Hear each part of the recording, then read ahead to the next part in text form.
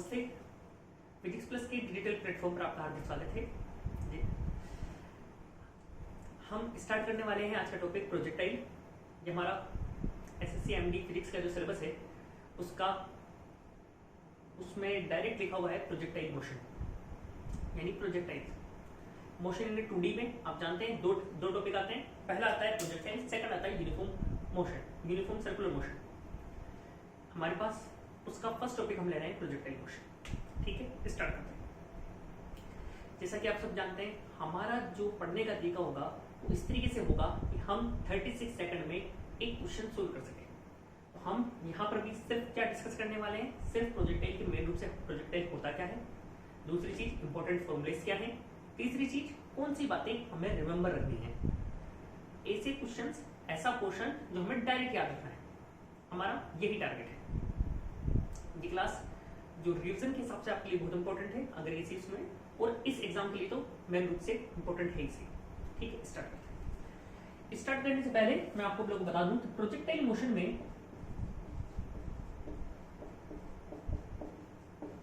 Projectile motion के जब हम नाम सुनते हैं तो हमारे दिमाग में जो फर्स्ट छवि बनती है वो बनती है कि इस टाइप से ये कोई सा भी ऑब्जेक्ट है उसे रिलीज किया जा रहा है किसी थ्रेड एंगल पे, और इसका जो पाथ है वो इस टाइप से होने वाला है। ठीक, ये अपने दिमाग में छवि बनती है। वैसे तीन टाइप से प्रोजेक्टाइल मोशन होता है। पहला projectile eight an angle theta, second horizontal projectile, यानी यहां से आपने थीटा एंगल पर फेंक, यहां से कोई ऑब्जेक्ट जा रहा है, यहां से कोई जैसे एरोप्लेन जा रहा है वी वेलोसिटी से, उसने कोई ऑब्जेक्ट गिरा दिया, उसने कोई भी एक पैकेट गिरा दिया, मान लीजिए ऑब्जेक्ट गिरा दिया, और यहां पर वो जाके गिर जाएगा। उसका कैसा प्रोजेक्शन होगा, वो होगा प्रोजेक्टाइल मोशन। और थर्ड होता है प्रोजेक्टाइल इन ए इंक्लाइंड प्लेन, यानी ये पहले से एक थीटा एंगल पे, ये एक फाई एंगल पे वापस फेंक दिया। ठीक, मेन रूप से कौन सा प्रोजेक्टाइल है हमारे कोर्स में, ये वाला, जो कि सबसे कॉमन यही चीज है। मुझे नहीं लगता आपके एक ही क्वेश्चन आएगा तो इसी बात से आना चाहिए। ठीक, अब हमें प्रोजेक्टाइल मोशन पढ़ने में कौन कौन सी चीजें बेसिक है, हमें तीन चीजें याद होनी चाहिए। जबकि हम प्रोजेक्टाइल मोशन पढ़ते हैं तो हमारे पास तीन चीजें इंपॉर्टेंट है। पहला रेंज, दूसरा हाइट, तीसरा टाइम पीरियड। यानी ये एक डायग्राम है, मान लीजिए थीटा एंगल,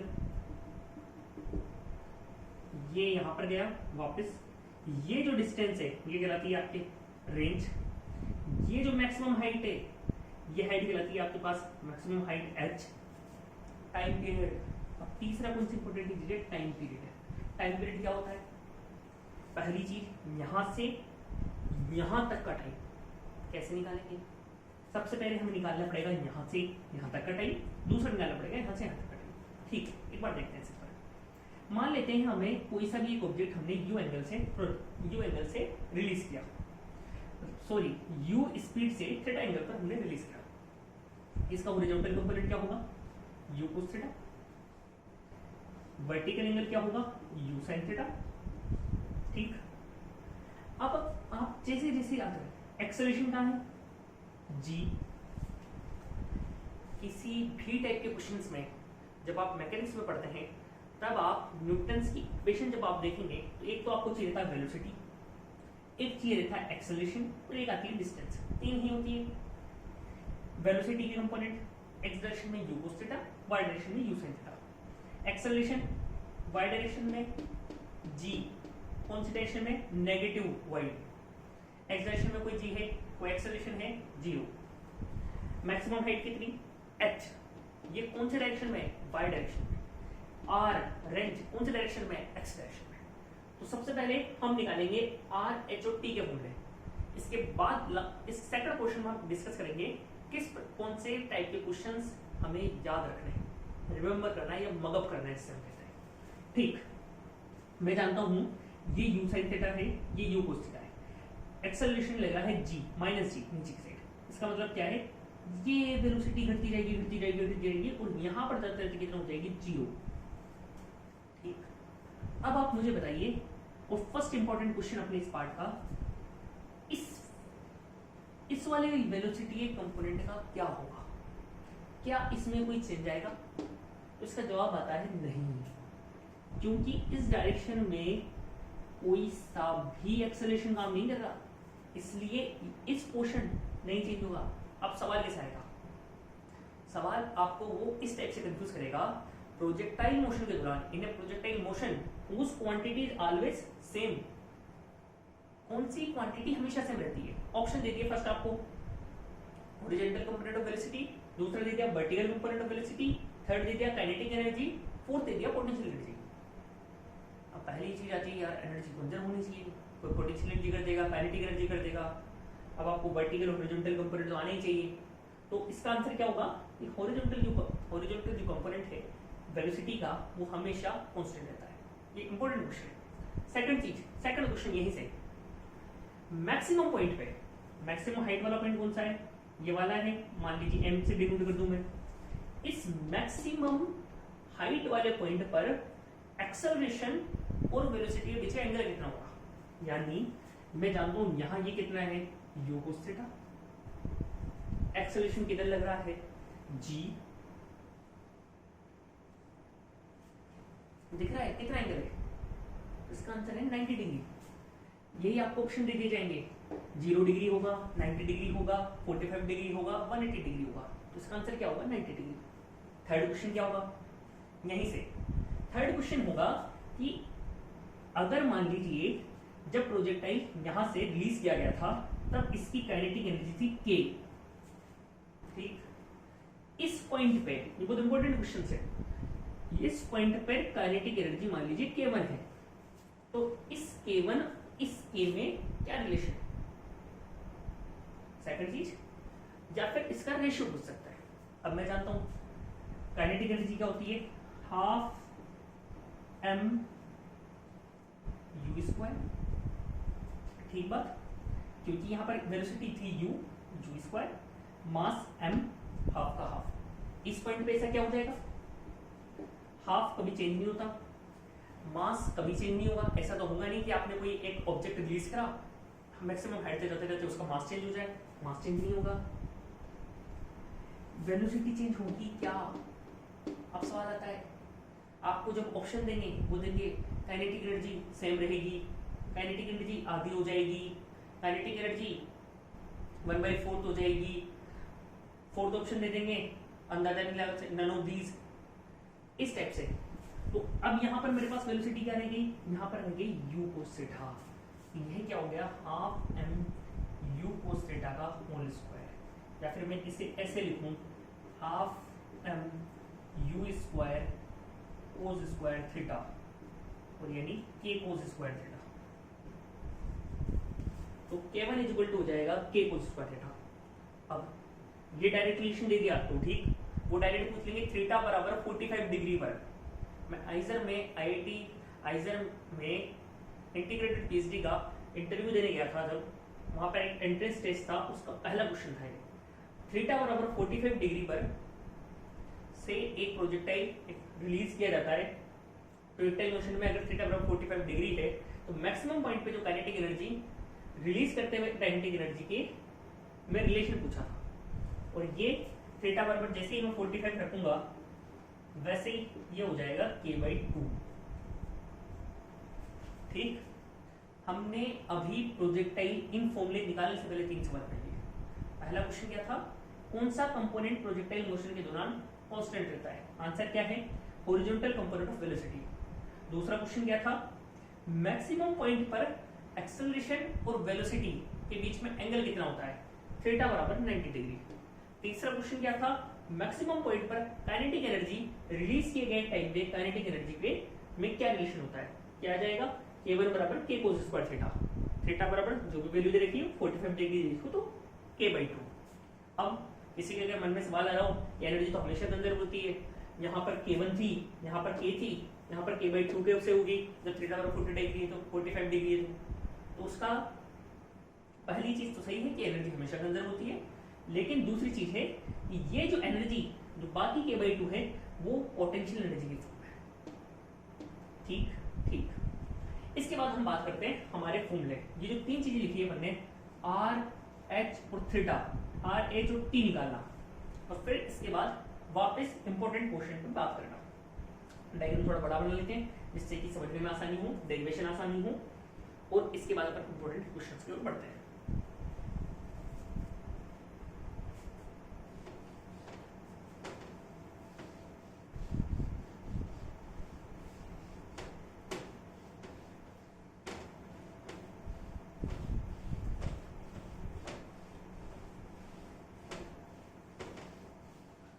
वापस से डायग्राम बनाते हैं। मान लीजिए ये है u वेलोसिटी से रिलीज कर रहे हैं, एंगल है थीटा। एक और इंपॉर्टेंट बात, ये जो थीटा है ये हॉरिजॉन्टल से है। बहुत सारे गलती कर जाते हैं, आपको अगर वर्टिकल से थीटा दे दिया तो आपको पहले 90 माइनस थीटा करना पड़ेगा। जैसे ही वर्टिकल से ये थीटा दे दिया तो पूरे आपके कोस थीटा साइन थीटा हो जाएंगे, साइन थीटा कोस थीटा हो जाएंगे। ये होता है 90 माइनस थीटा, तो ये इसलिए ये हो जाता है u कोस थीटा और ये हो जाता है u साइन थीटा। ठीक, कैसे मूव करेगा?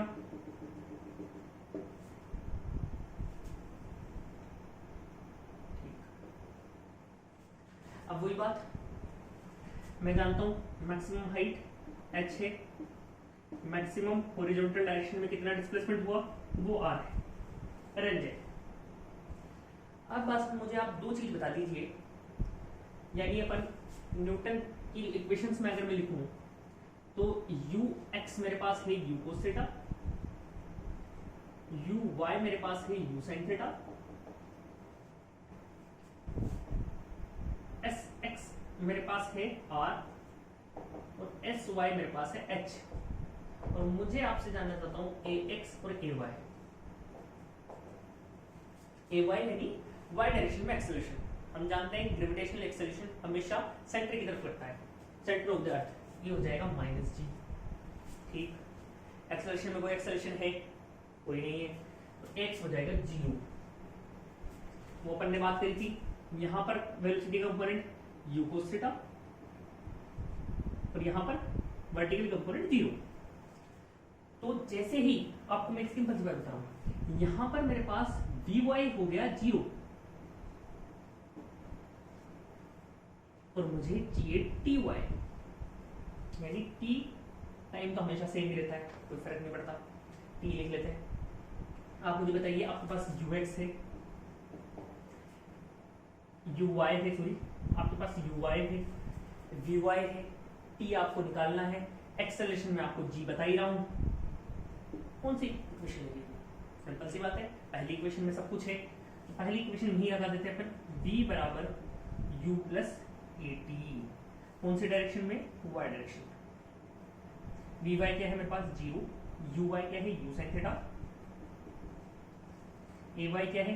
-g, t, और t बराबर आ जाएगा मेरे पास u sin theta upon g। फिर वही बात, मुझे यहां से यहां तक जाने का टाइम निकालना है कि यहां से यहां तक जाने का टाइम निकालना है? मुझे तो टाइम ऑफ फ्लाइट निकालना है, यानी पूरी टाइम जवाने का बाद। तो मैं क्या करूं, यहां से वापस कैलकुलेट करूं या फिर मैं बचपन की चीज याद करूं? क्या चीज? जितना टाइम ऑब्जेक्ट को ऊपर जाने में लगता है उतना ही टाइम ऑब्जेक्ट को नीचे आने में लगता है। यानी मेरे पास t बराबर क्या हो जाएगा? 2t, और 2t क्या मतलब हो जाएगा? 2u sin theta upon g। और इसको मैं जब डब्बे में पैक कर दूंगा तो मेरी आ जाएगा एक इंपॉर्टेंट क्वांटिटी मैं यहीं से निकाल लूंगा, इक्वेशन दे देता हूं सब फर्स्ट। ठीक, सेकंड क्वांटिटी निकालता हूं मैं। सेकंड वैसे हॉरिजॉन्टल h निकालता है, लेकिन मैं r निकालता हूं। आप बताइए, डिस्टेंस 9th में या फिर 6th या 7th में क्वेश्चन रहता है, डिस्टेंस होती है वेलोसिटी इनटू टाइम या स्पीड इनटू टाइम। वेलोसिटी है मेरे पास u cos थीटा, कब होती है? जब एक्सेलरेशन 0 होता है, u cos थीटा। टाइम कितना है यहां से यहां तक जाने का? अभी मैं निकाल गया हूं 2u sin थीटा। क्या हो गया? r बराबर u sin theta into time 2u sin theta upon g। इसे देखते ही मेरे दिमाग में दो चीजें आई। पहली चीज ये u, तो ये u cos थीटा है, क्या हो रहा है? u cos थीटा, दूसरी चीज आई 2u sin theta upon g, u cos theta into 2u sin theta upon g. ये u cos थीटा क्या है, सिंपल सी बात है ux है, u sin थीटा क्या है, uy है, तो क्या मैं इसे ऐसे लिख सकता हूँ 2ux uy अपॉन जी, ठीक।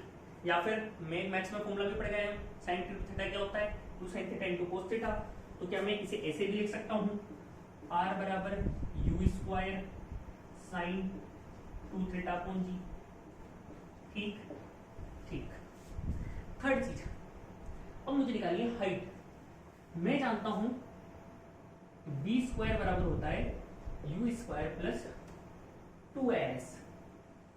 जैसे मैं यहां पुट करूंगा, मैं ज्यादा उसमें नहीं पढ़ रहा, आपको सब आता है, डायरेक्ट फॉर्मूले डेराइव कर रहे हैं। ये सिर्फ उन स्टूडेंट्स के लिए कर रहे हैं जिनको फिजिक्स को पढ़े हुए थोड़ा टाइम हो गया। vy इक्वल टू हो जाएगा 0, u आ जाएगा u sin थीटा, तो u square sin theta sin square theta plus 2a हो जाएगा माइनस g, s हो जाएगा h, तो h बराबर हो जाएगा u square sin square theta upon 2g, ठीक। ये मेरे पास लगभग ये 3 फॉर्मूले आ गए। आपके पास जो क्वेश्चंस आएंगे लगभग 50% क्वेश्चंस इन्हीं से हल हो जाएंगे, 50% अपन और देखेंगे। अब इन चीजों में कहां कंफ्यूजन होगा, पहली चीज इसमें मुश्किल ही कंफ्यूज होता है। इसमें गलती होने के क्या चांसेस है, हो सकता है कि आप ये 2 भूल जाए, बाकी कोई दिक्कत नहीं आती। सेकंड चीज, इसमें क्या होता है, अपने कंफ्यूज होता है कि यार रेंज का कौन सा था, u square sine square theta वाला था या u स्क्वायर साइन 2 थीटा वाला था। तो आप ये याद रखो, रेंज निकालने के एक तो बहुत सिंपल तरीका u cos थीटा इनटू ये, या फिर आप सिंपल ये करो 2 ux into uy, ux into uy upon g, और g हमेशा आप याद रखो एक ही बार 2 आता है, या तो यहाँ 2 आ गया तो यहाँ 2 नहीं आएगा नीचे, और यहाँ एक बार 2 आ गया तो इस बार हाइट में 2 नीचे आएगा। ये कोई याद रखने के ऐसे ही है। आपको जैसे u स्क्वायर sin 2 थीटा लिखते हैं तो बार कंफ्यूज होता है, g आता है 2g आता है, बस याद रखना कि एक ही बार 2 आता है, तो ऊपर 2 आ गया तो नीचे नहीं आता, बस इतना। तीसरी चीज मैं आपको क्या बताना चाहता हूँ कि प्रोजेक्टाइल मोशन की एक इक्वेशन होती है, हो सकता है आपसे क्वेश्चन में पूछ ले, डायरेक्ट इक्वेशन पूछ ले कि इनमें से प्रोजेक्टाइल इक्वेशन ये प्रोजेक्टाइल इक्वेशन है, तो वो आपको वैसे ही डायरेक्ट याद होनी चाहिए। अपन डेरिवेशन भी कर सकते हैं, 2-1 मिनट है, बहुत जल्दी करने का प्रयास करेंगे। इसके अलावा 2-3 चीजें और याद रखने वाली है कि r और h में क्या रिलेशन है, इस टाइप से क्वेश्चन है, इस वाले क्वेश्चन में देखते हैं, अलग उससे देखते हैं, ठीक। इस समय क्लियर कर देता हूं।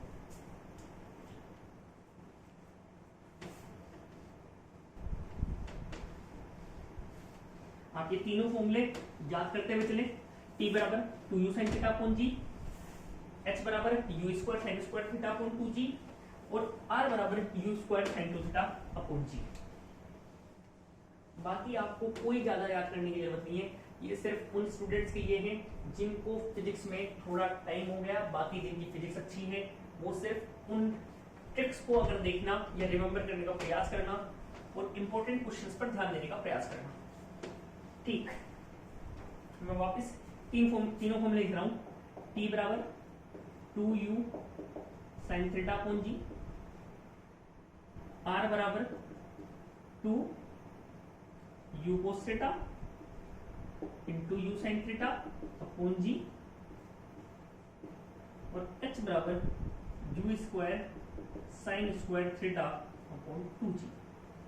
एक इक्वेशन की जो मैंने बात करी थी वो मैं यहां लिख लेता हूं। अपन जानते हैं x बराबर होता है u sin theta into t। अब आप कहेंगे नहीं जानते, तो इसका सिंपल सा मतलब है कि जब भी आपको कोई भी इक्वेशन ऑफ मोशन निकालनी रहती है तो आप क्या करते हैं, y कोऑर्डिनेट और x कोऑर्डिनेट में रिलेशन निकालते हैं। x कोऑर्डिनेट आपको कहीं भी निकालना है, ये वेलोसिटी हमेशा रहेगी u cos theta into t,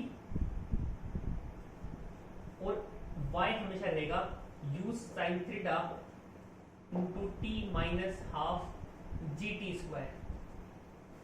कहां से लिखा, s बराबर U T plus half A T square, U T, अरे ये पढ़ के आए थे ना अपन, ये u है, ये थीटा है, ये यू कोस थीटा है, ये यू साइन थीटा है।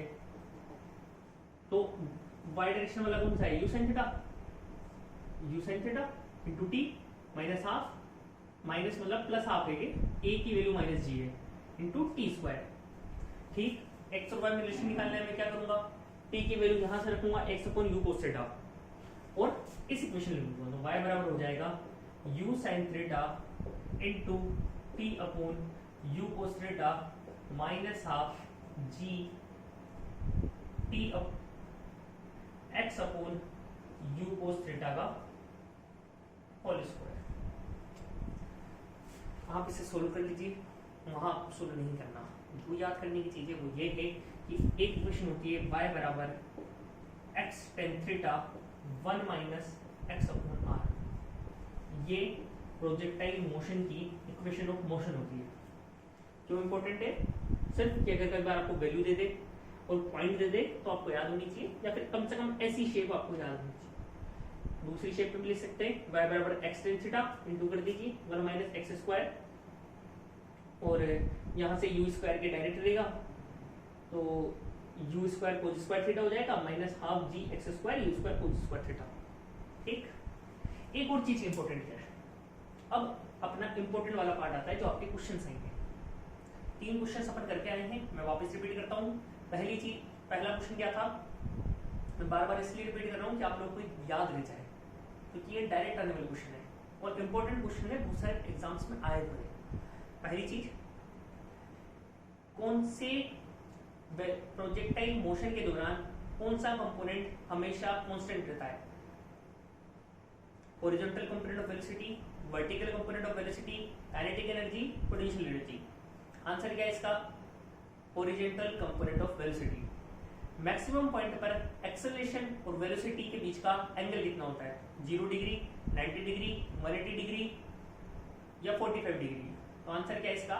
90 डिग्री। थर्ड चीज, मैक्सिमम पॉइंट पर काइनेटिक एनर्जी और रिलीजिंग पॉइंट पर काइनेटिक एनर्जी में क्या रिलेशन होता है? तो आप मान लीजिए अगर K1 है तो K1 बराबर K कोस स्क्वायर थीटा। ठीक, 3। चौथी चीज अपन देखते हैं, आपसे अगर पूछा जाए रेंज मैक्सिमम कब होगी? रेंज मैक्सिमम होने के लिए कितना थीटा होना चाहिए? किस थीटा पर रेंज मैक्सिमम होगी? आप सबको पता है। इसको अपन ने किस फॉर्म में लिखा था? अपन ने इसे फॉर्म में लिखा था u square sine 2 theta upon g. ये पूरी चीजें मैक्सिमम कब होगी? यू स्क्वायर मैक्सिमम, जी में हम कोई चेंज नहीं कर सकते, यू हमारे पास पहले ही गिवन है। क्या कर सकते हैं अपन? साइन 2 थीटा जब मैक्सिमम हो, साइन की मैक्सिमम वैल्यू क्या होती है? +1। +1 कब होगा? जब 2 थीटा, जब एंगल कितना हो? 90। थीटा 90 हो या 2 थीटा 90 हो? तो आएगा जब 2 थीटा 90 हो तो थीटा आर मैक्सिमम हो जाएगा 45 डिग्री। पहली चीज। कितने क्वेश्चन हो गए? 4। 5th क्वेश्चन, आपने बता दिया रेंज तो मैक्सिमम हो जब एंगल है 45 डिग्री। आपसे पूछ ले कि किसी प्रोजेक्टाइल को या किसी ऑब्जेक्ट को किस एंगल पर फेंका जाए हॉरिजॉन्टल से कि उसकी मैक्सिमम हाइट अटेन करे वो। अब आप वही मैक्सिमम हाइट का फॉर्मूला h बराबर you square sine square theta upon 2g, ये मैक्सिमम होने के लिए क्या होना चाहिए? साइन स्क्वायर थीटा मैक्सिमम होना चाहिए। अब थीटा क्या हो गया? 90 डिग्री। थीटा बराबर 90 डिग्री का मतलब समझ रहे हैं आप? थीटा बराबर 90 डिग्री का मतलब ये है कि ये मार्कर है, ये हॉरिजॉन्टल है। मैं इस मार्कर को, ये हॉरिजॉन्टल से, ये थीटा बराबर 45 डिग्री पर अगर फेंकता हूं या रिलीज करता हूं तो ये रेंज मैक्सिमम होगी। लेकिन मैं अगर एंगल बढ़ाते बढ़ाते बढ़ाते बढ़ाते 90 डिग्री पे ले आता हूं, यानी इसको मुझे मोशन इन 1D का क्वेश्चन बन जाएगा। अगर मैं इसे परपेंडिकुलर डायरेक्शन में फेंकूं हॉरिजॉन्टल से, तब इसकी हाइट मैक्सिमम होगी। ठीक, तो अपना ये था 4th क्वेश्चन, ये था 5th क्वेश्चन। अब आपके पास 6th क्वेश्चन आता है कि अगर r और एच में आपको रिलेशन दे दे कि आर बराबर एन एच है, या फिर आपको क्वेश्चन किसे आएगा, in a projectile motion the range of a particle is equal to maximum height of the particle, R बराबर एच, तो find the angle of projection, यानी एंगल ऑफ प्रोजेक्शन कितना होगा, ऐसे क्वेश्चन दे रखे हैं आपको। तो मान लीजिए आर बराबर एस दे दे और थीटा पूछ ले, आर बराबर 4s दे दे, थीटा पूछ ले, पूछ सकते हैं। पहला तरीका क्या है, आप आर का फॉर्मूला लिखिए, एन लगाइए, एच का फॉर्मूला लिखिए, सोल्व कीजिए, या फिर आप चाहें तो डायरेक्ट फॉर्मूला याद कर सकते हैं। थीटा बराबर होता है tan इनवर्स 4/n। आप डायरेक्ट यहाँ पर n की वैल्यू रखिए, आंसर पाइए। n की वैल्यू पहले वाले क्वेश्चन में क्या है, n बराबर 1 है, तो क्या हो जाएगा tan इनवर्स 4। tan इनवर्स 4 कितना होता है, अब आप कहेंगे हमें तो पता ही नहीं है, क्योंकि 4 कैसे निकालेंगे, आपको कैलकुलेटर गिवन नहीं होगा। 4 का आप याद रखिए, 1 होता है करीबन 45 डिग्री, 90 होता है इनफाइनाइट, तो करीबन अगर जो भी आपको ऑप्शन इस तरीके से सेट करना है जो 45 डिग्री और इनफाइनाइट के बीच में हो, लगभग ये होता है 76 डिग्री। अब आपसे इससे ज्यादा चांसेस है आर बराबर 4h के, और अगर आपने सही में प्रैक्टिस शीट के क्वेश्चंस करे, उसमें बहुत सारे क्वेश्चंस थे जब आर बराबर 80 स्क्वायर GT स्क्वायर इस टाइप से हो, आर बराबर 4h हो, और मैक्सिमम क्वेश्चंस के आंसर जब मैं खुद बना रहा था, मैं भी वो था, आपने सोल्व करने को देखा होगा, मैक्सिमम क्वेश्चंस के आंसर होते हैं 45 डिग्री, यानी r बराबर 4h में n बराबर जब 4 रखते हैं तो tan इनवर्स 4/4 हो जाता है, tan इनवर्स 1, और इसकी वैल्यू हो जाती है 45 डिग्री। तो मान के चलिए एग्जामिनर इस टाइप से क्वेश्चंस आपसे पूछे जाते हैं जो लास्ट में कैंसिल आउट हो जाए, और आपको tan इनवर्स 1 मिले, और 1 में आप ये नहीं कह सकते कि हमारे पास कुछ नहीं है, tan इनवर्स 1 की वैल्यू 45 डिग्री होती है। 6 टाइप 7 टाइप, इसी को हम एक और तरीके से सोल्व कर सकते हैं, r और h में रिलेशन निकाल सकते हैं। वो रिलेशन होता है r बराबर 4h cos थीटा। ये कहीं अलग से नहीं आए, ये सारी चीजें इन्हीं से डिराइव की गई है। ये जो आप सॉल्यूशन वहां करो, इससे बढ़िया पहले ही सोल्व कर लिया गया और लिख दिया गया, आपको याद रह जाता है, बहुत अच्छा। नहीं रहता है तो आपको वो तो करना ही है, there is no option, alternative है नहीं। अब ये आपको फॉर्मूला याद है r बराबर 4h cos थीटा का, आपके पास आया r बराबर, वो कहां से निकला है, यहीं से निकला है, r बराबर 4h आ गया, 4h आपने रखा, 4h cancel out, cos theta बराबर 1, थीटा बराबर क्या होता है 45 डिग्री। ठीक ठीक। एक और टाइप के क्वेश्चंस क्या आएंगे, 8th टाइप, आपसे पूछा जाएगा, ये तो ऊपर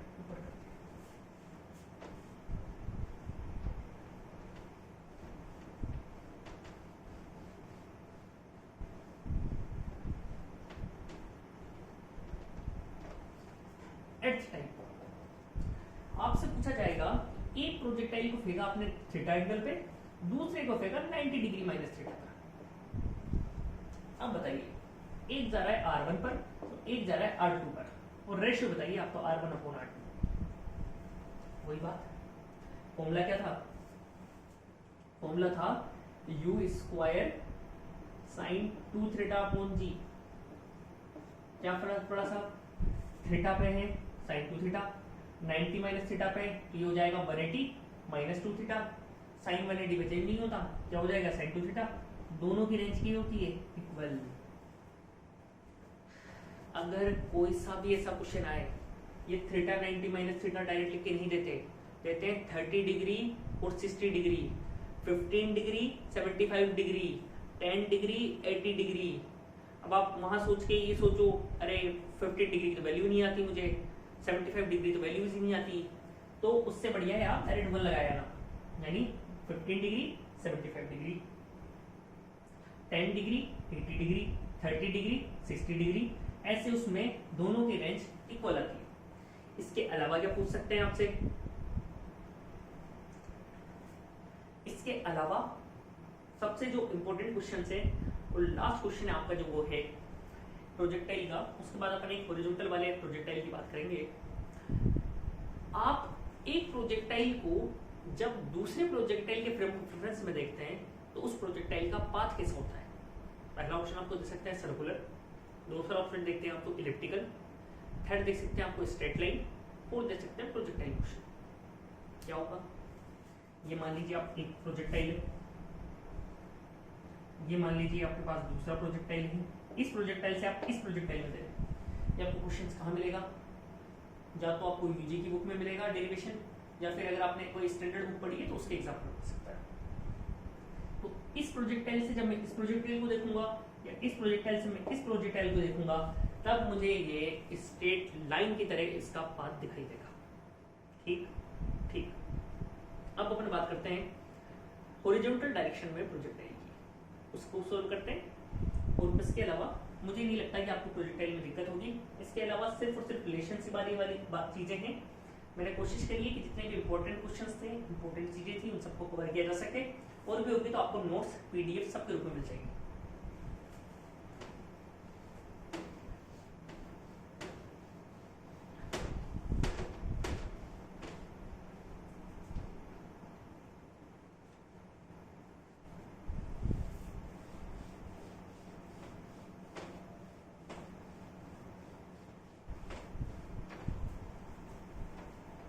इसको लास्ट में डिवीजन भी करते हैं पर जिससे बढ़िया रहेगा।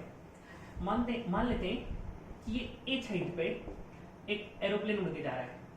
एरोप्लेन ऐसा बना लेते हैं।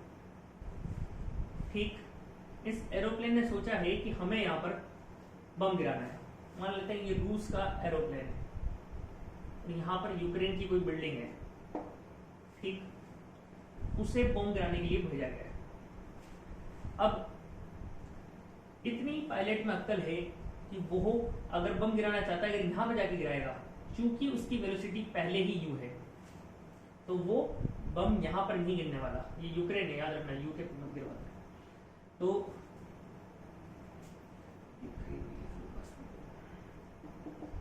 तो ये यहाँ से गया, यू कैसा मोशन होगा, पहली बात तो आपको पता होना चाहिए, प्रोजेक्टाइल मोशन होगा।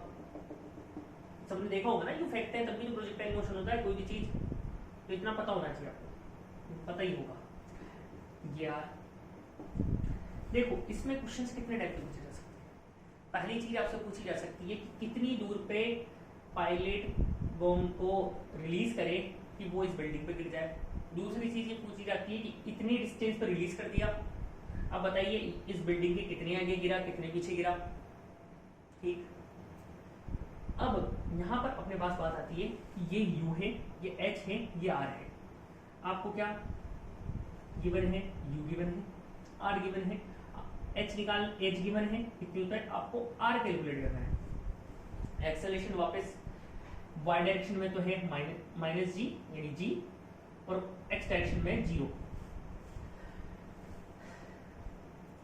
अपन बात करते हैं हाइट निकालने। सबसे पहले टाइम पीरियड निकालेंगे। टाइम पीरियड कैसे निकालेंगे, जी इधर वर्टिकल डायरेक्शन में कोई वेलोसिटी का कंपोनेंट है नहीं है, ये नॉर्मल मेरे पास वही क्वेश्चन बन जाएगा कि जैसे मैं इसको यहां से छोड़ू, क्योंकि कोई वेलोसिटी नहीं है, रिलीज करना हो गया, तो टाइम होगा t बराबर होगा √2h/g।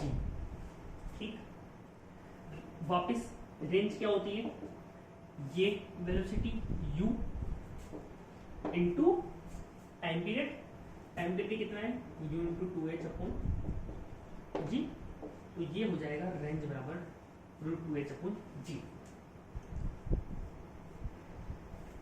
कोई दिक्कत, ये सिंपल सा उसका ही एक पार्ट था, पहले ये पढ़ना चाहिए था फिर वो पढ़ना चाहिए था।